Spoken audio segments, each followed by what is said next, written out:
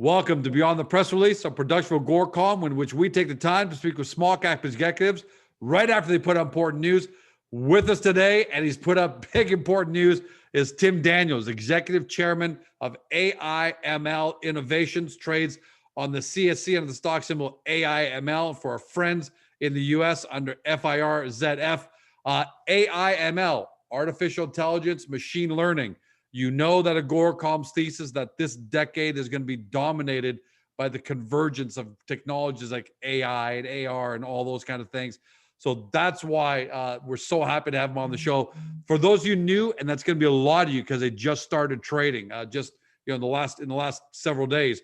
AIML is focused on acquiring and furthering artificial intelligence and machine learning technologies that address urgent social needs. Now, that sounds like a mouthful, but when you consider the fact that their press release was that they announced a successful proof of concept deployment and findings for a study funded by the Bill and Melinda Gates Foundation, you know that they aren't just throwing big words around. They're actually doing some pretty incredible stuff. So here to talk about that, Tim, welcome to the show. Hey, George, nice to be here. Thanks for having me. And hey, you've done my job for me. Well, not quite. I've set it up for you, but I mean, that was pretty easy. Congratulations. That's a really, thank you. Everybody in Agoracom knows, all our audience knows that third-party validation is really important, especially when it comes to AI and all those things where you don't really know how to assess. Does George Com truly have this great artificial intelligence or don't they, right? Yes. Before we get to the press release, because I really wanted to get to that. Yes. This isn't, AIML is not your Apple Samsung wearable kind of company. It's not your daddy's wearable. Give us that 30,000 foot view. What makes you guys so powerful that you're asked by the Bill and Melinda Foundation, Gates Foundation, to come be part of this study? Yeah, I'd love to do that. So as you said, AIML Innovations, we focus on new technologies in the area of artificial intelligence and machine learning. And the first area that we chose to focus on is digital healthcare for obvious reasons. It's an industry that has really come into its own over the last couple of years for a few different reasons. One is that the wearable sensors, the little electronic doodads that are in medical devices such as this. I mean, if you can get a shot. Got that. This is not like what you're wearing. Mine too. It's a Google one, Samsung. Yeah. I mean, it's fine, but I'm so disappointed that it doesn't have the depth. That's why I'm so excited about what you're going to tell us.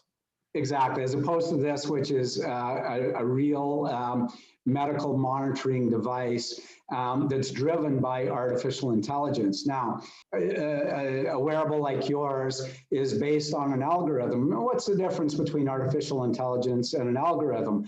And I won't get too deep in the weeds with this, but the basics is that it's the difference between a Volkswagen and a Ferrari. An algorithm will do the same process.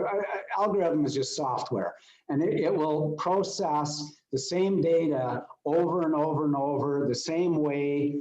If you feed it in one time or a billion times, you'll get the same result. The difference between that and artificial intelligence is that with artificial intelligence, the more data you feed into it, the smarter it becomes, and the more personalized the results become coming out the other end. In other words, you as a wearer, as an individual, the more you use it, the more actionable data that the artificial intelligence will provide to you, but also the more that it's used across a population set, the more it learns and understands and is able to give actionable, meaningful data back. Because right now I just get on this thing. Hey, I walked this many steps. Here is your average heart rate through the day. Okay, great. I'm grateful for that. It's better, more information I've ever had before. Sure. When I'm going to be wearing, and I will be, your wearable, how will that information look different and be delivered differently to me? Sure. So in two ways it'll look very different and be actionable very different. First of all, we have a phone app that has both been adapted to Android devices and Apple devices and are available through the appropriate stores. And that feedback is very user-friendly. Anybody putting on our devices for the first time and using our app is getting very meaningful visual data coming back to them that is actionable and understandable immediately. Number one, but number two, more importantly, that data, a more sophisticated set of that data, meaning the ECG that's being generated, the PPG, the heart rate variabilities, and so on and so forth, that data that is more meaningful to, let's say, your doctor, is also being generated, and it's put onto our cloud platform and is accessible to your medical provider and to you, that's fantastic.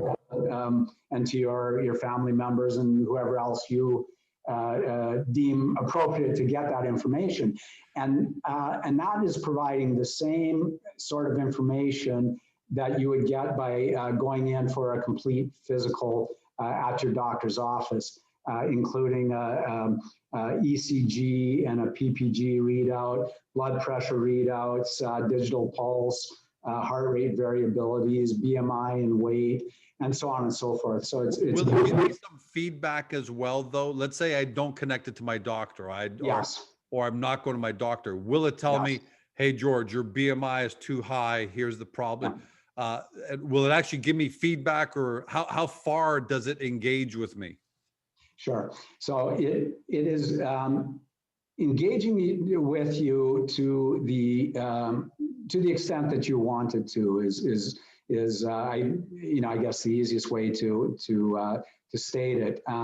It's providing you with visual and quantified, objective data, and then it's up to you to take action on that data. Now, if you were just, executive chairman at AIML and you're telling us about this great wearable, it would be hard right now for users to really to figure out just how much better your product is than everybody else's. So that's why third-party validation is so big. So let's talk about why you were invited. So I'm going to read this. Health Gauge, which is your subsidiary and your technology. I'm going to read this. Was invited in 2019 to participate as the sole technology provider. I mean, Tim, that's big. In a Bill and Melinda Gates Foundation Fund initiative. The study, in order to study ways to reduce pregnancy complications and mortality using wearables, right? So they didn't invite Apple. They didn't invite Google to say, hey, strap these on some pregnant women, in India. I believe this was done in India. It was in Bangladesh. In Bangladesh. And help us figure it out. So why were you selected, Tim? Because that's a really big achievement.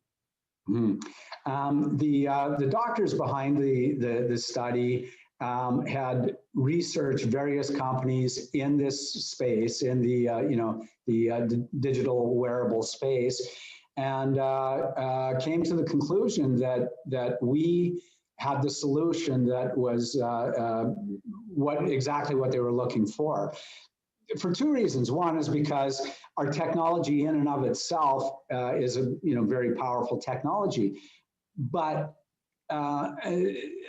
another point that shouldn't be lost here is that the study was being conducted in rural parts of Bangladesh. So in parts of the country where there isn't good internet connection, or maybe no internet connection at all. I was going to ask that very question.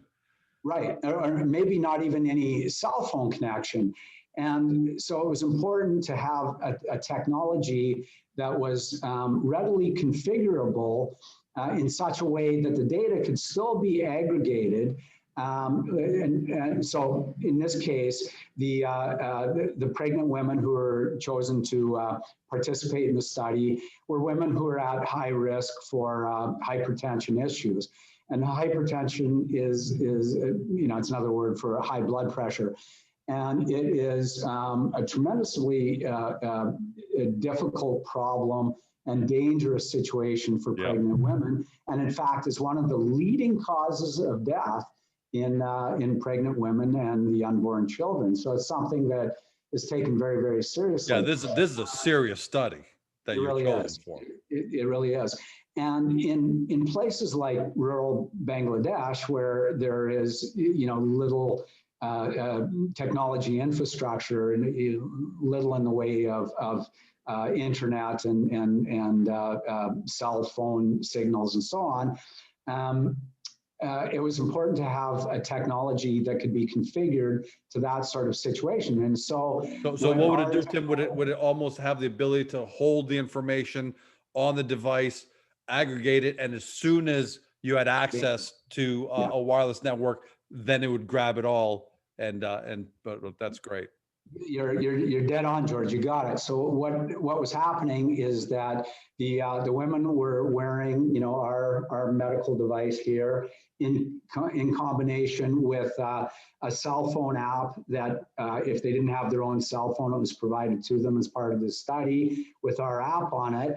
And over the course of the week, all their data was being aggregated 24 hours a day as they were sleeping, as they were working, as they were stressed or cold or whatever the situation was. And so you're getting real meaningful 24-hour-a-day data. And that data was being aggregated and analyzed by our artificial intelligence and stored. And once a week, the visiting healthcare nurses would come to the village and download all that data into their device and take it back with them into another area where there was internet connection, and then it was uploaded into the cloud. And so what they were able to conclude from this study was a couple of things. Number one, it was proof of concept of our product, and it showed the vast and very commercial opportunities available within our business model. Number two, it showed how our solution can really help provide meaningful solutions to these really, really dire community health problems.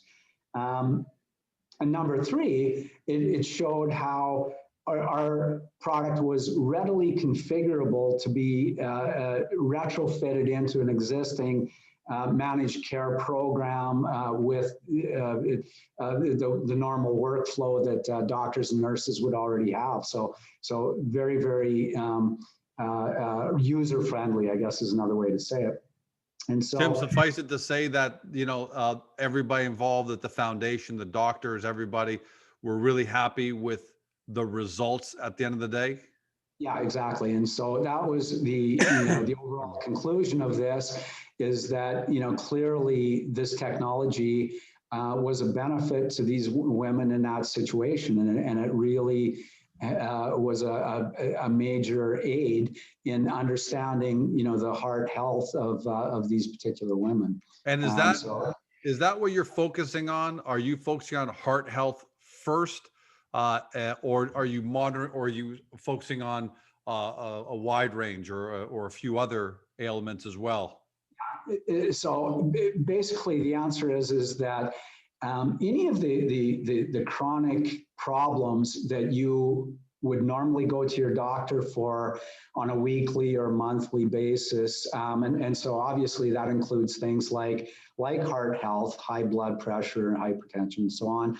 But it also includes diabetes management and coaching, obesity management, weight management, pain management, and a variety of other issues. All of these really important chronic conditions are things that we have the ability to immediately step in and provide meaningful, actionable, real-time data, both to the user and to their doctor in real-world settings, as opposed to a sterile clinical setting, which isn't always giving the most accurate results. No, because it's based on how you feel that day, right? They take these measurements that day. At that very moment. Yeah, I could have had a bad night's sleep. Could have had an argument with my partner or something like that, and you don't even know. Exactly. You know. So I want to dive deeper in the tech because it sounds amazing, but I can feel investors now are saying, okay, George, this is obviously great technology, it has third-party validation, does amazing stuff. What they probably want to know first before we do a little deeper dive in the tech is, what's the business model? How do you now commercialize this? Yeah. Are you competing? Are you saying, okay, George, go buy your watch and it's a B2C? Is there a B2B component? Where do you guys fit in on the commercial side? Yes, good. Very good question, George. We are almost exclusively a B2B. And when I say almost exclusively, that is the vast majority of our business model. Now, we are going to actually, within the course of this month, we'll be throwing up an e-commerce site onto our website. And so the general public can come in and buy our wearable and subscribe to our service, so that you're getting this meaningful, actionable data all on your own. So but the thrust is B2B. Clearly. Yeah. And tell us what would be a sample customer. So who are your B2B?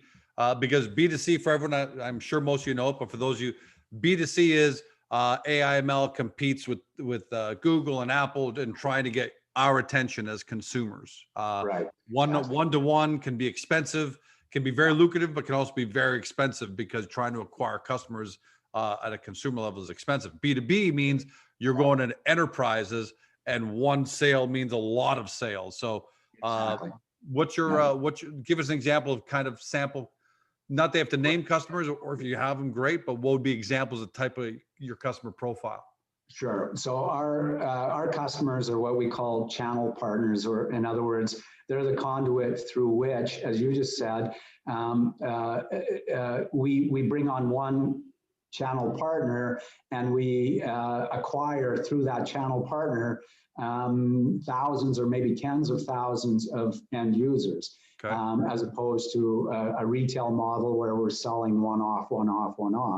And so our typical channel partners include insurance companies, accountable care organizations in the US, other healthcare organizations like clinics and hospitals and so on, and even large companies, Fortune 500 companies that do a lot of self-insuring because of the cost to go out, to outside medical providers, and so they'll provide their own in-house medical insurance to their employees. So that's our sweet spot marketplace. And there's a real ROI to that for an enterprise or insurance company. I guess we can sum it up in an ounce of prevention is worth a pound of cure. So exactly. If it's a U.S. insurance provider, I would assume what they'd probably want to do is offer this to their high-risk customers. People are obese, absolutely, older, diabetes, just so that they can help monitor them closer,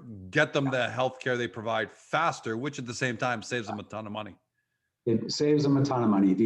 The cost of providing them with $100 wearable and a $25 a month subscription to monitor them, as opposed to the tens or hundreds of thousands of dollars. Millions. It can be millions. After the fact, there's no question which is the more cost-effective model for them. And so to that end, we actually will be announcing a series of pilot projects coming up over the next weeks and months. Each of these are with, very large, I would say, household name type channel partners, insurance companies, and healthcare providers that certainly you and your viewers will know the names. And any one of those pilot projects migrating over to a contract has the potential to lead to 8-figure contracts for us. So Yeah. that's our business model. And I would assume that on the margin side, the hardware you sell has a decent margin for sure, but it's that $25 a month and the $25 a month recurring subscription fee where it must have tremendous margins behind that. Exactly. You know, it's the typical SaaS, which is a software as a service business model, which a lot of companies have gone to, this subscription model for their software. Sure. Your viewers would recognize products they use every day that are that SaaS subscription model. You know, a good example of that is Dropbox, for example. And that's a perfect example of that. In our case, Spotify, all those things. The whole world is moving to a subscription model. The whole world. Exactly. And so as you mentioned, we're looking at this $25 a month subscription model, and it's highly scalable. There's little, if any, incremental cost for adding more users onto that platform.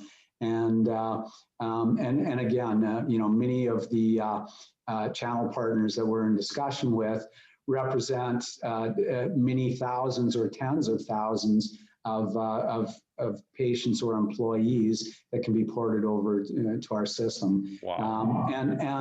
And it's almost like the principle of compound growth, interest rate growth, where our user base month after month after month continues to grow because we maintain and sustain our client base from the month before, and we're adding on top of that. And so each and every month forward, the revenue grows at a nearly exponential rate. Spotify, Netflix, Disney, outstanding business models at the end of the day, right? And you're following the same. And you're question: how do you go about though? So, that's a fantastic model. I'm so glad that you're B2B and not B2C, because if you're B2C, man, you literally have to spend tens of millions of dollars to try and convince George to switch over to your wearable, and Mary to switch over to your wearable. And I don't think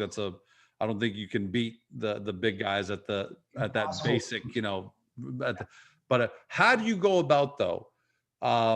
Targeting, meeting, acquiring B2B customers, because that's not easy, right?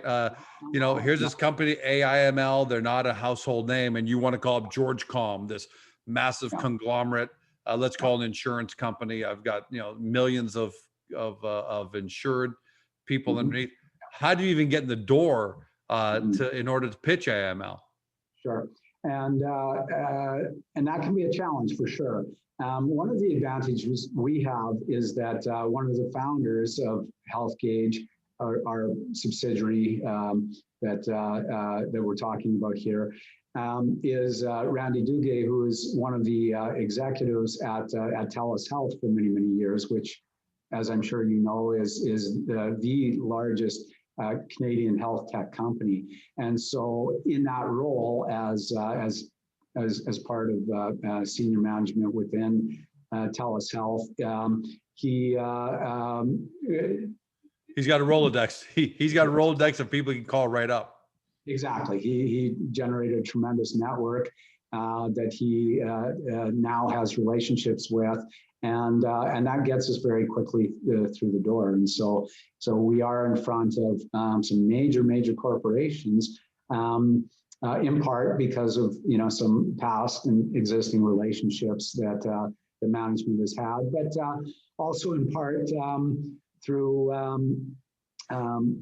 people in the industry, people who understand the wearable tech business are hearing about us. In the same way that the scientists behind the Bangladesh study funded by Bill and Melinda Gates Foundation approached HealthGauge and determined that they were the best partner to go forward with. So HealthGauge's name is getting out into the community. Last question, because look, we could talk about this for a long time. What you guys are doing is amazing. It's limitless. It really is, at least theoretically. Question: you're not, as a result of your model, you're not constrained to operations in Canada or the US. This can go global. Are you focusing on North America for now because it's your backyard? Look, at the end of the day, the devices are communicating in English, so that that's one uniform language. Do you have plans to go international in the near future, where you want to start heading overseas? We do. Of course, as you mentioned, North America is both our sweet spot and the low-hanging fruit. It's by far and away the largest healthcare market in the world, and one of the earliest adopters of digital health as a concept. But the rest of the world is rapidly catching up. Oh yeah, for sure. Europe, for example, has now followed the billing model of North America. So doctors are being provided the opportunity to be reimbursed, to be compensated for online and digital health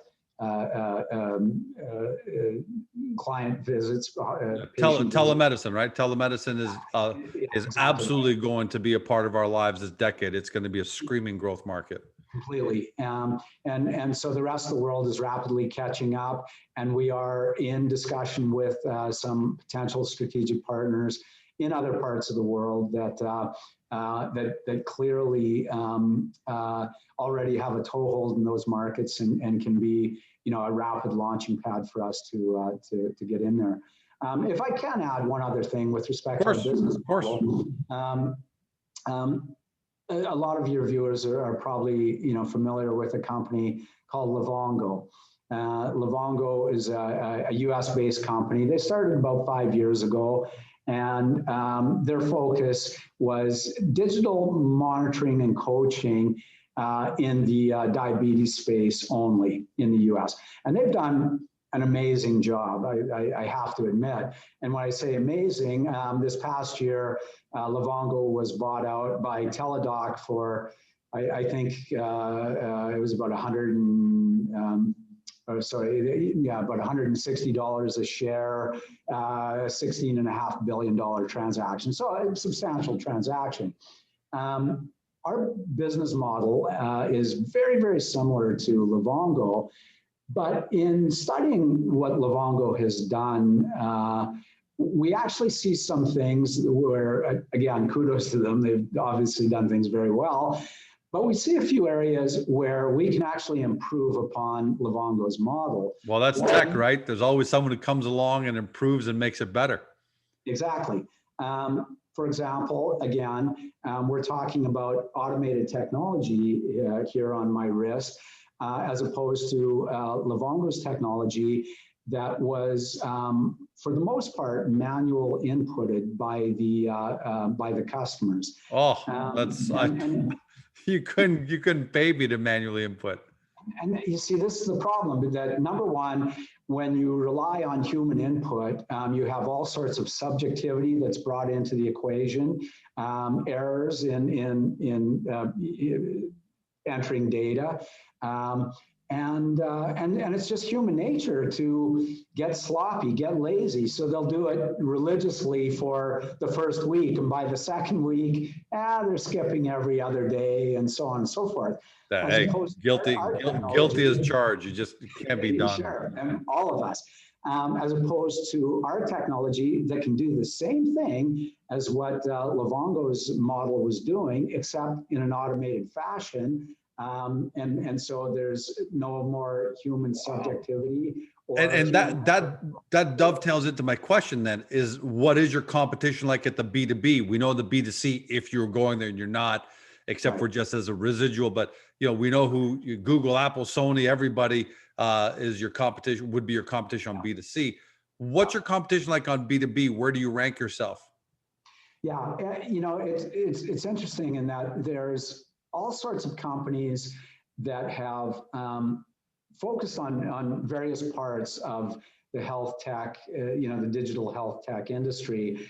And some of them have gone the route of the teledocs, where it is primarily human interaction, but through a screen like this, which has limited usability. Some companies have gone into the remote patient monitoring, so it's more about data-driven, but almost to analogous to the types of monitors that are hooked up to patients in an ICU unit.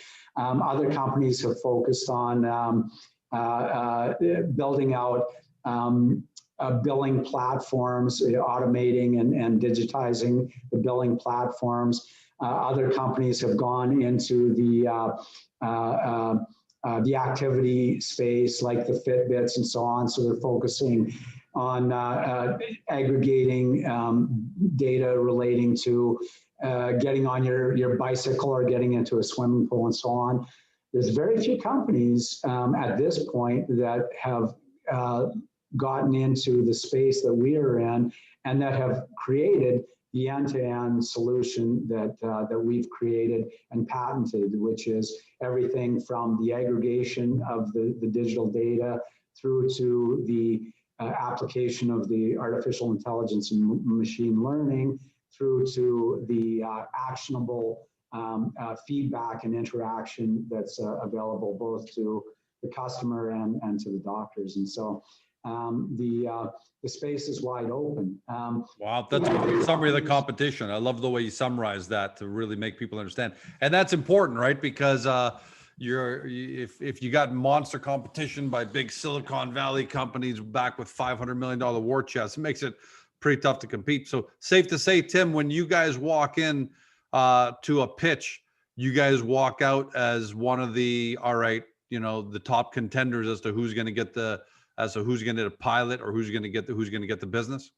Yeah, clearly we touch the right nerves when we're sitting down with these potential channel partners. We are the solution that in some cases they didn't even know they needed until they meet us and then understand how we immediately fit into their existing workflow and make it better, faster, cheaper.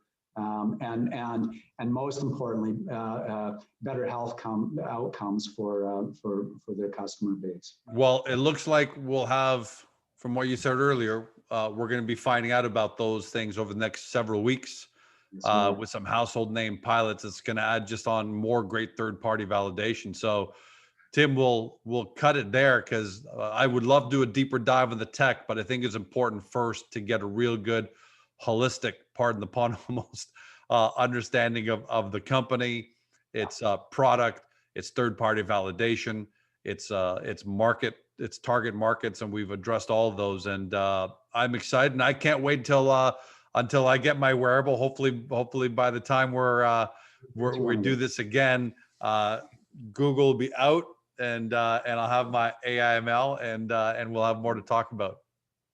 Sounds good. I look forward to it.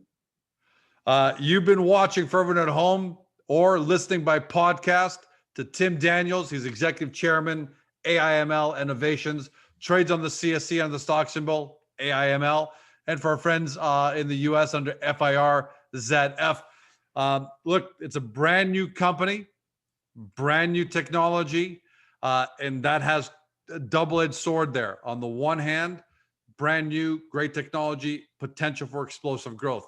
On the other hand, it's also something new, which means something new is more difficult to understand. It's not widgets, it's not selling pizzas, and it's not drilling for gold on a piece of land somewhere that we all understand. So your job is to do your due diligence now.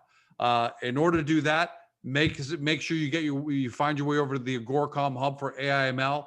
You'll find a lot of great due diligence there, and from there you can link over to the company's website to take a closer look, especially at HealthGauge, take a closer look at the offering and all the information there.